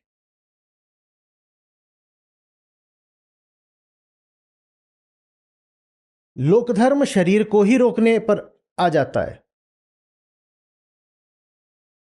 ये बड़ी मजबूरी है वहां पर, समझना क्यों है मजबूरी। क्योंकि वो ये कह रहे हैं ऐसा तो हो ही नहीं सकता कि शरीर चल रहा है पर शरीर भाव नहीं है। ये बड़ी असमर्थता है। जब जब आत्मज्ञान नहीं होगा तो आप शरीर से लगातार जुड़े हुए रहोगे, ठीक है। ये है और ये है, तो ये दोनों लगातार जुड़े हुए हैं, ठीक है, लगातार जुड़े हुए हैं। ये क्यों जुड़े हुए हैं? क्योंकि इसको अपना अलग वजूद पता नहीं है। ये शरीर की साक्षी भी हो सकती है, ये इसको पता नहीं है, पर ये दोनों जुड़े हुए हैं। और ये फिर जहां भी जाता है वहां पर दुख कौन पाता है? ये अधिक से अधिक क्या पा सकता है? दर्द। दुख ये पाती है, तो ये जहां जाता है इसको दुख मिलता है। लोकधर्म के पास कोई तरीका नहीं है कि इनको अलग कर पाए। लोकधर्म इसको आत्मा तक नहीं ले जा सकता, पर अगर ये इसके साथ है तो ये जहां भी जाता है तो लोकधर्म के पास एक ही तरीका होता है। बोलो क्या? बोलो इसको भी रोक दो, रोक ही दो। और रुक ये सकता नहीं तो वहां से पाखंड आता है। रुकना इसके लिए संभव है नहीं, तो वहां से पाखंड आएगा। ऐसे दिखाया जाएगा जैसे इसको रोक दिया है, ये रुक नहीं सकता। वास्तविक धर्म क्या कहता है? वास्तविक धर्म कहता है ये जहां जा रहा है इधर उधर जाने दो, ये इसका काम है, तुम अपना काम करो। इसके पास प्रक्रियाएं हैं, ये अपनी प्रक्रियाओं पर ही चलेगा। तुम्हारे पास प्रेम है, तुम अपना काम करो, इसकी बहुत परवाह मत करो। ये तो अपनी संरचना से संचालित है, ये अपने हिसाब से कर रहा है, करने दो ना। जब तुम इसको छोड़ देते हो ना, तब तुमने इसके ऊपर से अपनी कामनाएं भी छोड़ दी। इसको जब छोड़ दिया तो इसके माध्यम से ये जो अपनी कामनाएं पूरा करना चाहती थी, उन कामनाओं का बोझ भी छोड़ दिया, तो फिर ये बहुत इधर उधर जाता भी नहीं है। अच्छा बताओ, जंगल का घोड़ा देखा है? साधारण घोड़ा देखा हो, वो कभी वैसे तड़बक तड़बक दौड़ता है जैसे कि सेना का घोड़ा दौड़ता है? बात समझ में आ गई? तो अगर ये बहुत दौड़ रहा था तो उसका कारण भी कौन था? ये हम सोचते हैं शरीर को खुला छोड़ देंगे तो अरे बाप रे बाप, पापी न जाने कहां पहुंच जाएगा, क्या कर डालेगा। पूछ तो रहा हूं, घोड़े इतना आपने दौड़ते देखे हैं, आप उनको खुला छोड़ दो मैदानों में जंगलों में तो कभी दौड़ेंगे इतना? उनको दौड़ाया जाता है इसके द्वारा। तो इसी तरह से शरीर को भी जब आप अपनी कामनाओं से मुक्त कर देते हो तो शरीर भी बहुत नहीं दौड़ता। वास्तव में जिनको आप कहते हो ना कि ये सब तो शरीर की वृत्तियां हैं, शरीर की मांग है वगैरह, वो शरीर की होती नहीं है, वो इसकी होती है। कोई आदमी बहुत खा रहा है तो उसका शरीर थोड़ी मांग रहा था, शरीर तो परेशान हुआ जा रहा है कि कितना खा लिया कितना खा लिया। और कब शरीर के मुंह होता तो शरीर भी बोलता, "ए, पेटू भिखमंगे, खाना कल भी मिलेगा, रुक जा।" अब खिलाया इसको जा रहा है, पर वास्तव में उसको खा कौन रहा है? और इसका पेट कभी भरता नहीं, तो खिलाया इसको जाता है, खा। देखो ऐसा हो गया फूल के।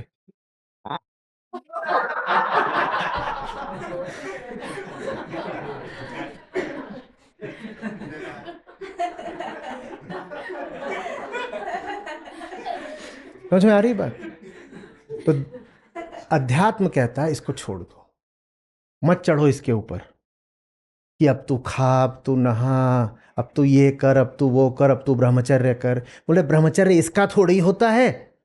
ब्रह्मचर्य, लोकधर्म कहता है ब्रह्मचर्य इसका होगा, और वेदांत कहता है ब्रह्मचर्य इसका होता है। अंतर समझ में आ रहा है? इसका कोई ब्रह्मचर्य नहीं हो सकता, क्योंकि इसका ब्रह्म से कोई लेना देना कभी हो ही नहीं सकता। तो इसको तो छोड़ दो भाई। इसके ऊपर काहे ब्रह्मचर्य चला रहे हो, या व्रत अनुष्ठान, तमाम तरह की पाबंदियां, पवित्रताएं, इसके ऊपर क्यों चला रहे हो कि दिन में 5 बार नहा ले तू, और इतने बजे के बाद तू खाएगा नहीं, और इतने बजे तुझे खाना ही खाना है, तुझे ये करना है वो। इसके ऊपर क्यों चढ़ा रहे हो? इसको ब्रह्मचारी बना दिए, बेचारे के बाल यहां से उड़ा दिए। अरे यहां थोड़ी पाप बैठा था। संतों ने पूछा है कि केश को मूंड रहे हो, मन को काहे नहीं मूंडते? केश ने क्या पाप करा है कि तुमने उसकी जान ले ली चाकू मार के? उस तरह चला रहे हो तो किस पे चलाओ? पर लोकधर्म के पास कोई तरीका नहीं है, क्योंकि आत्मज्ञान है ही नहीं लोकधर्म में। लोकधर्म का मतलब ज्ञान के अलावा सब कुछ, अंधश्रद्धा। लोकधर्म माने अंधश्रद्धा, अंधभक्ति, इसी का नाम लोकधर्म है। तो भीतर उस तरह चलाने का कोई तरीका नहीं है लोक धर्म के पास। लोक धर्म बहुत मजबूर है, तो लोक धर्म कहां चला देता है उस तरह? इस पे चला देता है। और ये तो सुअर है, उसको कितनी बार भी मूंड लो तो क्या होगा? तो सुअर ही रहेगा। या ऐसा है कि सुअर को मूंड दो तो संत बन जाता है? ऐसा तो नहीं है। ब्रह्मचर्य बहुत ऊंची, बहुत अच्छी बात है, पर इसके लिए इसका कुछ नहीं होता, इसको बस छोड़ दिया जाता है। और उसी को फिर हमने कहा था, ज़ेन में कहते हैं eat when hungry and sleep when tired. इसको छोड़ दो। जब इसको भूख लगेगी तो अपने मुताबिक खा लेगा। इसको छोड़ दो। इसको गर्मी बहुत लगेगी तो ये पंखा चला लेगा। तुम ये धारणा इसके ऊपर मत डालना कि एसी नहीं चल रहा तो मैं गरीब हूं। तुम ये धारणा इसके ऊपर मत डालना कि एसी नहीं है तो मैं गरीब हूं। और कोई दिन आ सकता है, जब अभी मई जून आएगा, जब बिना एसी के गुजारा नहीं है, तो ये एसी चला लेगा, तुम इसको छोड़ दो। ये अपना काम जानता है, इसके ऊपर मत चढ़ो। शारीरिक नहीं होता अध्यात्म। शरीर के अनुशासन और अनिवार्यताएं और वर्जनाएं, इनका अध्यात्म से कोई नहीं रिश्ता है। अध्यात्म इसके लिए है, ये है जो ब्रह्मस्थ हो सकती है ये। और इस पर काम करने की जगह सारा काम किस पे करा जा रहा है? ये लोक धर्म है। लोक धर्म। वास्तविक धर्म कहता है इनको छोड़ो, टहलें जहां, जा भाई तू काम कर। वो भी खुश, वो भी खुश। एक बंदर है, आप उसको बंद करके रखे हो, उसको अनुशासन सिखा रहे हो, काहे के लिए? बंदर है तो छोड़ दो ना, अपना पेड़ पे करेगा, मौज मारेगा। आप अपना काम देखो। तो इसको अपना काम देखना है। समझ में आ रही बात? अब कैसे परखें कि कहीं लोक धार्मिक तो नहीं हो गया प्रेम, कहीं लोक प्रेम तो नहीं हो गया, कहीं नकली प्रेम तो नहीं है? कैसे परखें? बस यही देख लो कि उसमें इसकी बातों को कितना महत्व दे रखा है, चाहे बढ़ाने में चाहे घटाने में। और असली है प्रेम तो उसकी पहचान क्या होगी? वो इससे उतारेगा, इसको मारेगा नहीं, इसको छोड़ देगा, इसकी उपेक्षा कर देगा। तो वास्तविक प्रेम में कोई ऐसा नहीं कि शरीर का गला घोट दिया जाता है, उसकी बस उपेक्षा हो जाती है, वो बात पीछे हो जाती है। मैं ऐसे बोला करता, लोग पूछते हैं कि जो असली प्रेम होगा, अगर मान लो पति पत्नी का रिश्ता है, तो क्या उसमें सेक्स नहीं होगा? मैं कहता हूं हाथी को देखो, हाथी की पूंछ देखो। शारीरिक हो सकता है आयाम पति पत्नी के रिश्ते में, अगर रिश्ता पूरे तरह से प्रेमपूर्ण है, पर फिर वो शारीरिक आयाम उतना ही होगा जितना हाथी की पूंछ। और अगर हाथी है तो उसकी पूंछ तो होती ही होती है। तो स्त्री है, पुरुष हैं, और एक ही उम्र के हैं और युवा हैं, तो उनमें शारीरिक संबंध भी बनेगा, पर वो वैसे ही होना चाहिए कि हाथी पूरा पहले निकल गया, बढ़िया मस्त हाथी है, स्वस्थ हाथी है, उसके बाद है पूंछ, इसकी वजह से ऐसे ऐसा। लेकिन जो लोक प्रेम होता है, उसकी तो शुरुआत ही किससे होती है? उसमें उसमें नहीं, सूंड से। उसमें पहले वही आता है, चलो लड़की देखने चले, तो उसमें हाथी बाद में आता है, सूंड पहले आती है। और बड़ी भारी सूंड है, हाथी की सूंड बड़ी भारी होती है, पूंछ छोटी सी। आ रही बात समझ में? ये सूक्ष्म बात है, समझिए इसको। वास्तविक अध्यात्म को शरीर की गतिविधियों को न बढ़ाना है न घटाना है, जैसा है छोड़ दो ना। बहुत पुरानी बात है, मिट्टी की बात है। मिट्टी अपना काम तब भी करेगी जब तुम मर चुके होगे, तुम्हें उसमें क्या हस्तक्षेप? तुम्हें कुछ नहीं करना, वहां जो हो रहा होने दो। और प्रकृति तुमसे बहुत पुरानी है, तुम अधिक से अधिक 100 साल, वो अनंत है, वो भली भांति जानती है उसे क्या करना है। तुम उसे ज्ञान मत दो, तुम स्वयं को ज्ञान दो, प्रकृति को ज्ञान मत दो। शरीर को मत सिखाओ कितने बजे उठना है, कितने बजे क्या करना है। शरीर जो कुछ कर रहा है ना, वो तुम्हारे बड़े से बड़े डॉक्टर भी आज तक नहीं जानते। तुम शरीर को क्या ज्ञान दे रहे हो? शरीर तुमसे एक मामले में कहीं आगे है। ये जो मानव मस्तिष्क है, इसकी जो कंप्यूटिंग कैपेसिटी है, हमें अभी भी उस तक पहुंचने में थोड़ा समय बाकी है, या बस अब पहुंच रहे हैं। शरीर हमसे बहुत आगे है। शरीर को मत सिखाओ क्या करना है। ये आंख कोई साधारण उपकरण है? साधारण है? और भीतर शरीर के जो प्रक्रियाएं हो रही हैं, वो हम अभी भी ठीक से नहीं जानते हैं। बहुत सारी चीजों तो बस तुक्केबाजी चलती है, दवाओं में भी।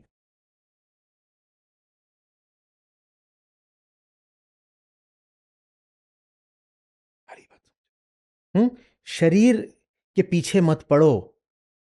आप यहां तक कह सकते हो कि प्रकृति की अपनी एक इंटेलिजेंस है, उसको छोड़ो, वो अपना देख लेगा, वो जानता है।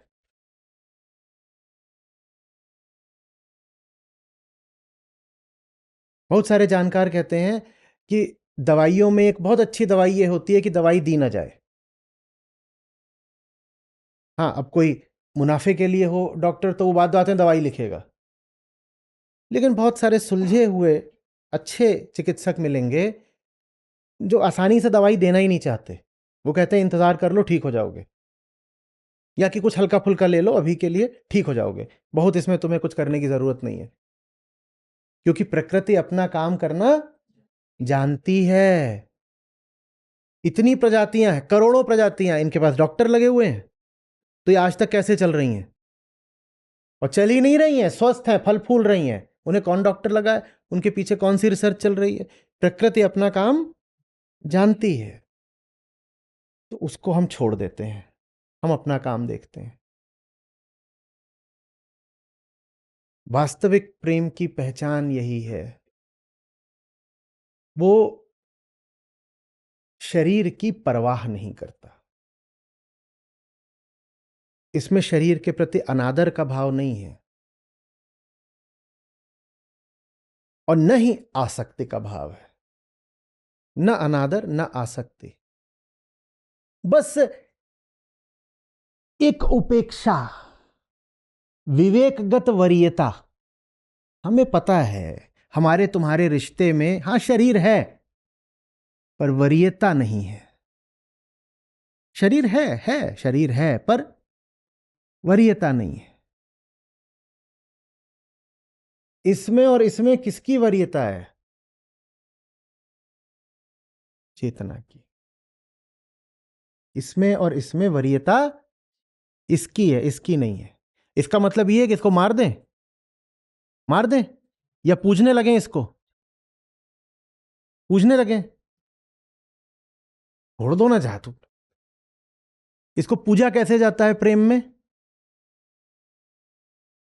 पूजा कैसे जाता है लोक प्रेम में? इसको पूजा कैसे जाता है? अरे यार, देखा नहीं है कभी दुल्हन को? तो वो और क्या कर रहे हो? इसको पूज रहे हो। कुछ कहना चाहते हैं आप? यहां बोलिए।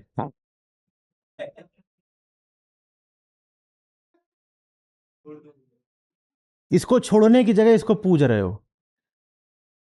दुल्हन का श्रृंगार देखा है कभी? वो और क्या है?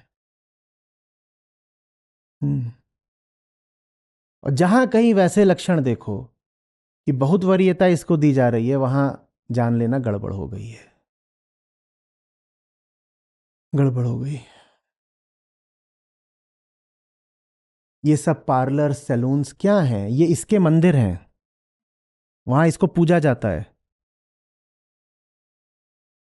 जबरदस्त पूजा होती है। नख शिख श्रृंगार बोलते हैं, माने शरीर का कोई हिस्सा नहीं होता जिसको छोड़ दिया जाता हो। यदि सत्यम शिवम सुंदरम, और तुम देह को सुंदर बना रहे हो, तो देह को ही तुम क्या कह रहे हो? यही सत्य, यही शिव है, इसी की पूजा करो। देखो कि उस रिश्ते में ये कहां पर आता है। इसको मारना नहीं है, और नहीं इसको ले जा करके कोट पैंट या साड़ी या बिकनी पहना देनी है। कैसा लगेगा वैसे? ये अभी सत्र लेना है, मैं नहीं सोचूंगा। समझ में आ रही है बात? अब इसको देख के ऐसा नहीं लग रहा है कि इसकी ये असल में ये हैरान है कि ये उतरेगी कब? भाई मैं और तू अलग हैं, तुम प्रकृति परे, हमें परायेपन में जीना। तो मुझे मेरा काम करो, ठीक है, दोनों को साथ साथ रहना है। अहंकार और शरीर ऐसा तो नहीं कि अलग हो जाएंगे, जब तक मौत नहीं आती तब तक। पर साथ साथ रहने का मतलब ये थोड़ी कि ऐसे चढ़ के ही बैठे हो, ऐसे। इसको उतरना है, और जब ये उतर जाती है ना, तो उसी को फिर काव्यात्मक तरीके से सुंदर बना करके संत कवियों ने कहा है कि अब ये इससे उतर गई है तो अब ये पिया के पास जाएगी, पिया मिलन हो जाएगा। पर जब तक यहां चढ़ी रहेगी तब तक तो इसी जैसा कोई मिलेगा इसको, ये होगा मिलन।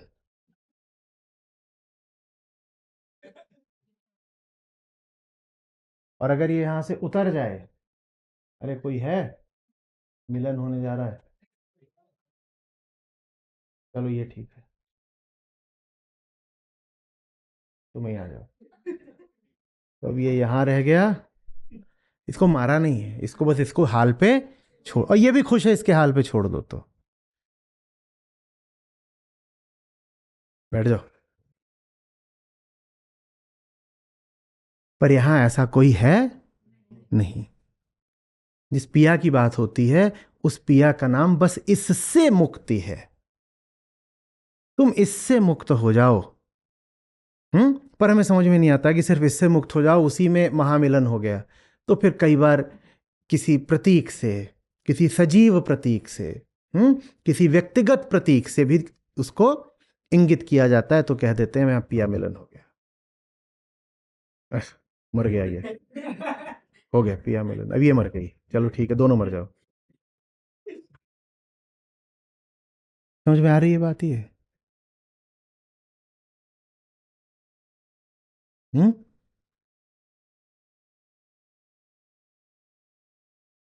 आधुनिक विज्ञान ने, न्यूरोसाइंस ने तो और सिद्ध कर दिया है। बच्चा गर्भ में होता है, मां के सारे हार्मोन्स बदलने लगते हैं। तैयारी शुरू हो गई है प्रेम की। वो जैसे ही पैदा होगा, शरीर ने पूरी तैयारी कर दी है कि मां को बड़ा प्यार आएगा उस पर। वो प्यार नहीं है,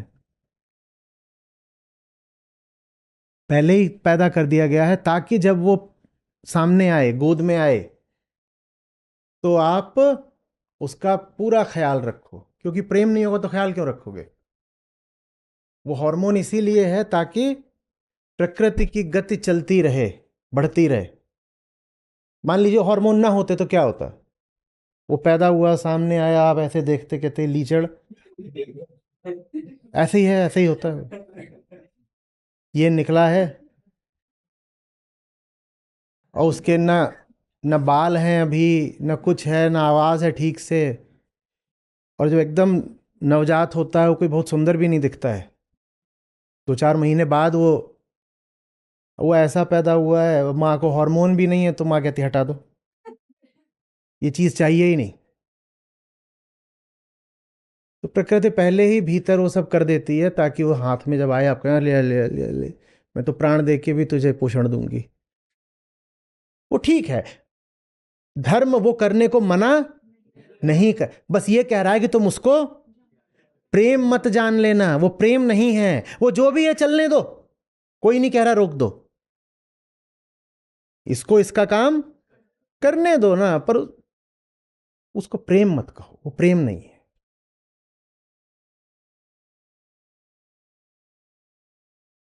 बात आ रही है समझ में?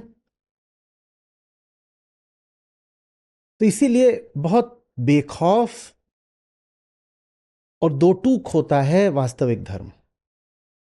वो इसकी गतिविधियों को शर्मनाक, और लोक धर्म में इसकी गतिविधि को बहुत शर्मनाक माना जाता है, बहुत ज्यादा। जैसे जो भी कुछ कर रहा है उसको छुपाओ छुपाओ। तो लड़कियां हंसती कैसे हैं? क्यों? क्योंकि शरीर की गतिविधि है ना, बोला छुपाओ।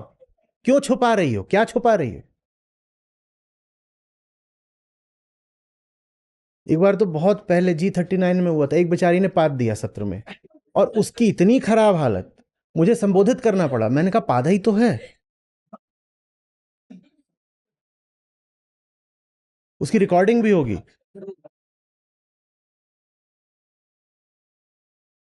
क्योंकि लोक धर्म ये ऐसे ही नहीं हो रहा है।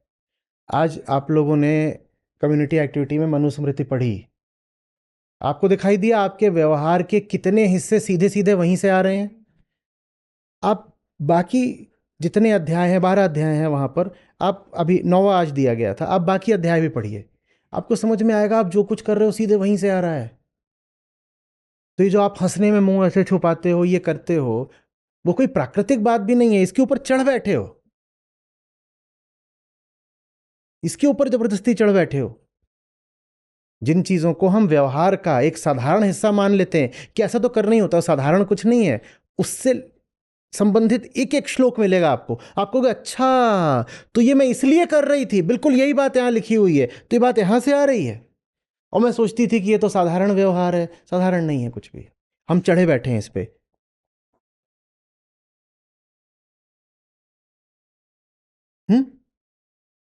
मारना नहीं है उसको, जैसा भी है उसको स्वीकार कर लेना है। तो क्या करें? किसी के प्रति आकर्षण हो रहा है तो क्या करें? लोकधर्म क्या बोलेगा? पापी। लोकधर्म क्या बोलेगा? पापी। और जब लोकधर्म बोलेगा कि पापी हो अगर आकर्षण हो रहा है, तो लोकधर्म ने धीरे से आपको क्या इशारा दे दिया है? बोलो कि प्रेम है। क्योंकि शारीरिक आकर्षण है, ये तो पाप है। जब शारीरिक आकर्षण पाप है, तो लोकधर्म ने आपको क्या सिखाया है कि जाके क्या बोलो? I love you. समझ में आ रहा है? आई लव यू लोकधर्म है। ओ, आई लव यू लोकधर्म है, क्योंकि लोकधर्म में काम वासना पाप है। तो इसीलिए वासना को भी क्या बोलना जरूरी है? Love you. कि वास्तविक धर्म क्या बोलेगा? क्या ये बोलेगा कोई दिखाई दे रहा है तो कहो अरे राम राम राम राम, आज पुरुष दिख गया, स्त्री दिख गई, आज तो ये क्या पाप हो गया? नहीं, या तो समझ जाओ कि अभी कुछ और बहुत जरूरी चीज है जो कर रहे हो, और इसके लिए वक्त अभी है नहीं। और अगर अभिव्यक्त करना ही है तो कम से कम झूठ मत बोलो, आई लव यू मत बोल देना, जाकर बोल दो सीधे सीधे। आकर्षण है, शारीरिक आकर्षण है, पर ऐसा बोलने को लोकधर्म वर्जित करता है। सारा पाखंड, चाहे वो धार्मिक क्षेत्र का हो, पारिवारिक हो, सामाजिक हो, राजनैतिक हो, सब लोग धर्म से आता है।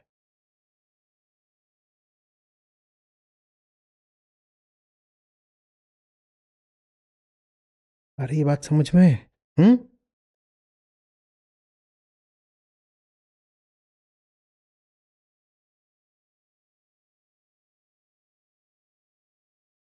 इसको मारना नहीं है, बस इसकी उपेक्षा करनी है, इसको पीछे की वरीयता देनी है।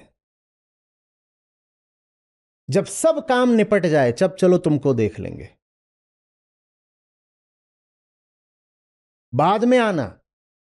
एक पुराना वीडियो है, ओ स्त्री कल आना, यह नहीं कहा है कि मत आना, कल आना। और अगर हम सही जिंदगी जी रहे हैं तो ज्यादा संभावना यह भी है कि कल आओगी तो कल भी यही कहेंगे कि कल आना।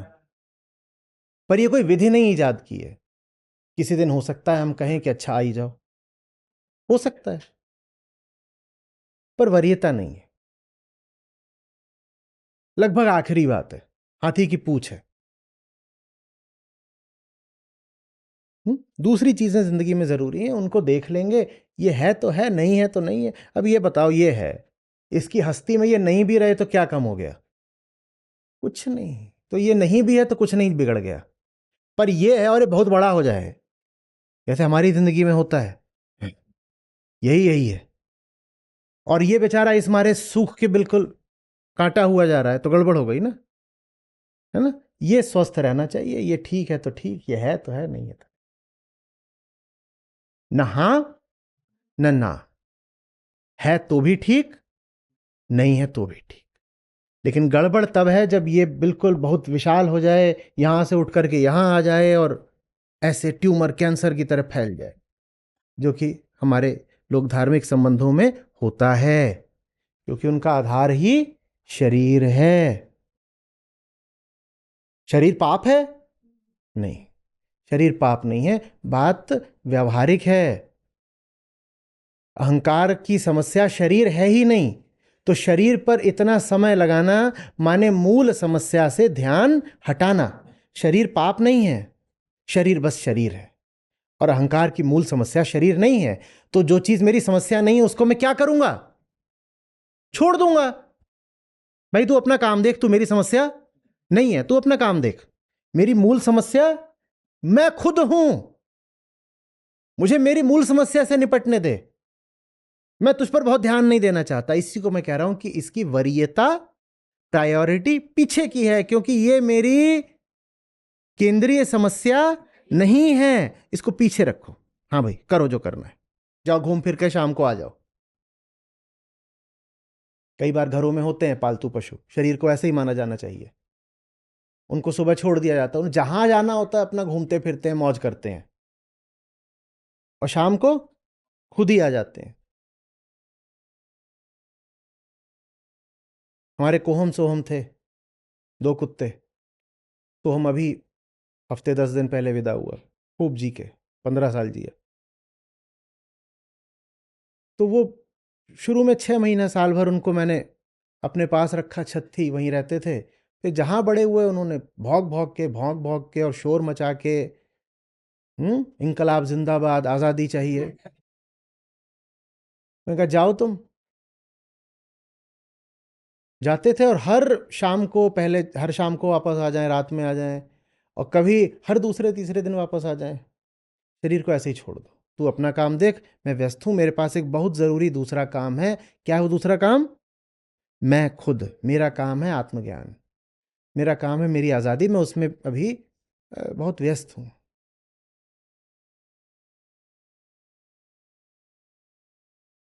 बड़ी बात समझ में, अब समझ में आ रहा है क्यों कहा कि जब भूख लगे तो, और जब नींद लगे तो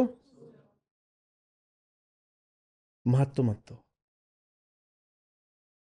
बहुत महत्व मत दो। याद भी नहीं रहना चाहिए आज क्या खाया, कितने बजे खाया, याद भी नहीं रहना चाहिए। मेरे जिम ट्रेनर हैं, मुझसे पूछते हैं तो आपने आज क्या क्या खाया? मैं इधर उधर देखता हूँ, तो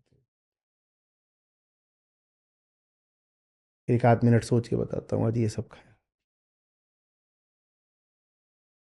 क्यों याद रखें? याद वो चीज रखी जाए जो जरूरी हो, महत्वपूर्ण हो। मेरे लिए ये जरूरी नहीं है, वास्तव में मैंने भी नहीं खाया, इसने खाया। मैं तो काम कर रहा था, इसने खा लिया कुछ।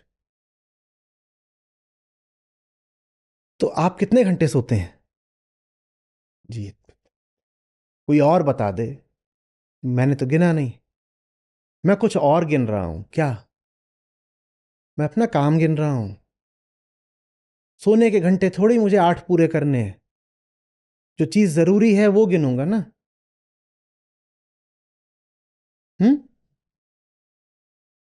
और वही बात जो खाने पीने सोने पर लागू होती है, वही बात सेक्स पर भी लागू होती है। कोई पूछे क्या, हाँ ना, कितना, आपको याद भी नहीं आना चाहिए, क्योंकि बहुत छोटी बात है, बहुत आखिरी बात है तो है, नहीं है तो नहीं है। ये कोई गिनने की बात है? ये कोई बहुत महत्व देने की बात है? ये लगभग वैसे ही है कि कोई पूछे कि आज सुबह गए थे तो कितने ग्राम। शरीर के जो रज होते हैं, हाँ, उच्छिष्ट, एक्सक्रीटा, उसमें ये सब आते हैं। आंसू भी उसी में आता है, पसीना भी उसी में आता है, और टट्टी और वीर्य भी उसी में आते हैं। दोनों शास्त्र कहते हैं एक ही चीज है। तो जैसे एक को नहीं गिनते वैसे दूसरे को क्यों गिन रहे हो? ये कोई गिनने की बात है?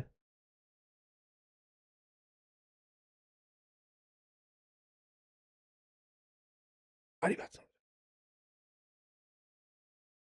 हाँ, कोई बीमारी हो गई हो तो अलग बात है, वहां पर डॉक्टर नहीं बोला कि गिन के बताना, और कोई गिन के बताता हो बार बार तो जान लेना कि बीमारी है ये।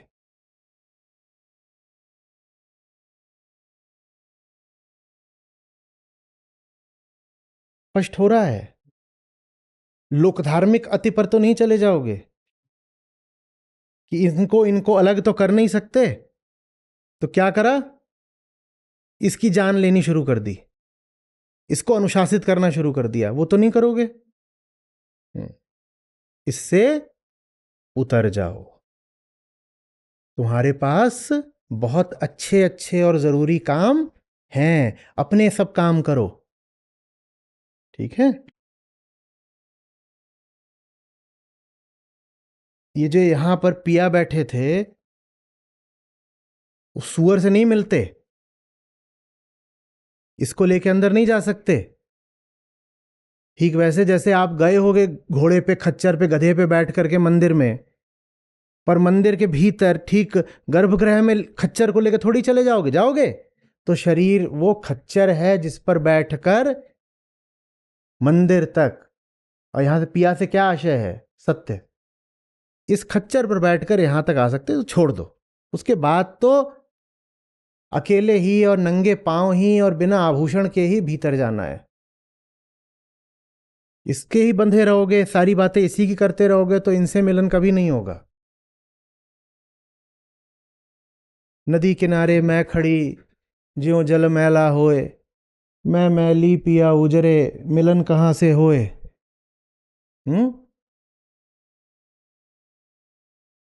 ये बहुत अच्छी अच्छी साखियां हैं, मैंने सोचा था कि उद्धृत करूंगा, पर आज नहीं करूंगा, किसी और रोज। बताइए, आपको खुशी होगी इस नाते जो हमारी अपनी ऐप है जिसमें हमारे गीता और बाकी सब कार्यक्रम चलते हैं, यहाँ पर बुद्ध हैं, गीता है, उपनिषद हैं, अष्टावक्र हैं। ये मुझे मिले, मेरी जिंदगी बदली, ये तुम्हें मिलेंगे, तुम्हारी जिंदगी भी बदलेगी। सच पूछिए तो मतलब लाखों नहीं तो कम से कम हजारों जिंदगियां तो हैं जो बिल्कुल बदली हैं। 2 लाख से अधिक गीता प्रतिभागियों के साथ जुड़े आचार्य प्रशांत ऐप पर पहला महीना बिल्कुल फ्री गीता मिशन का पूरा एक्सेस। ऐप पर आपको मिलेंगे नियमित लाइव सत्र, हर दिन आचार्य प्रशांत के विशेष संवाद, गीता कम्युनिटी का एक्सेस, गीता परीक्षा, चयनित समाचार, ऑडियो बुक्स, कोट्स और भी बहुत कुछ। गूगल प्ले स्टोर या एप्पल ऐप स्टोर पर आचार्य प्रशांत सर्च करें और अभी डाउनलोड करें।